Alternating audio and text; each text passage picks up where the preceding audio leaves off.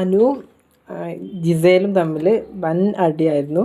അതായത് ബൈക്കിൻ്റെ കാരണം എന്താണെന്ന് വെച്ചാൽ ജിസേൽ ഗ്യാസിൽ, അതായത് അനു കിച്ചൺ ടീമിലല്ല, പക്ഷെ അനു ചായ ഇടുന്നുണ്ട്. പക്ഷെ അനുവിൻ്റെ ചായ ജിസേലിന് ഒട്ടും ഇഷ്ടമല്ല.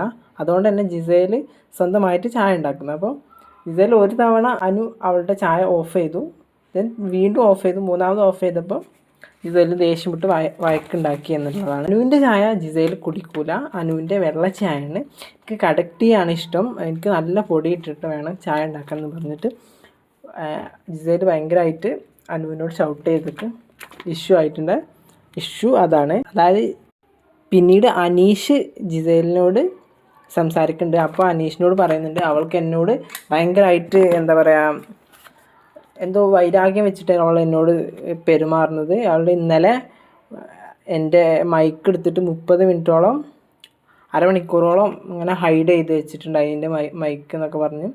പിന്നെ എൻ്റെ അണ്ടർഗാർമെൻറ്റ് ക്യാമറയ്ക്ക് മുമ്പിലൊക്കെ തൂക്കി കാണിച്ചു എന്നുള്ളതും അത് ജിസേൽ പറയുന്നുണ്ട്. ഫസ്റ്റ് ഡേ മുതൽ അവൾ എന്നെ കോർണർ ചെയ്ത് ടാർഗറ്റ് ചെയ്യുന്നുണ്ട് എന്നിങ്ങനെ ജിസേൽ പറയുന്നുണ്ട്. അതായത് അത് കേട്ടിട്ട് അനീഷ് ഇതൊക്കെ അനുമോളോട് ചോദിക്കുന്നുണ്ട്. അതായത് ഇതിൽ ശരി എന്നൊക്കെ പറയാൻ ജിസേൽ ഇപ്പം കുറച്ച് ഭയങ്കരമായിട്ട് നന്നായിട്ട് സംസാരിക്കും, പ്രതികരിക്കാൻ കഴിയുന്നുണ്ട്. ഇന്ന് മുതലാണ് എനിക്കൊന്നും ന്യൂസ് പോയിട്ട് ട്രാക്ക് ചെയ്തതിന് ശേഷം ജിസേൽ നന്നായിട്ട് പ്രതികരിച്ച് നന്നായിട്ട് കളിക്കുന്നുണ്ട്.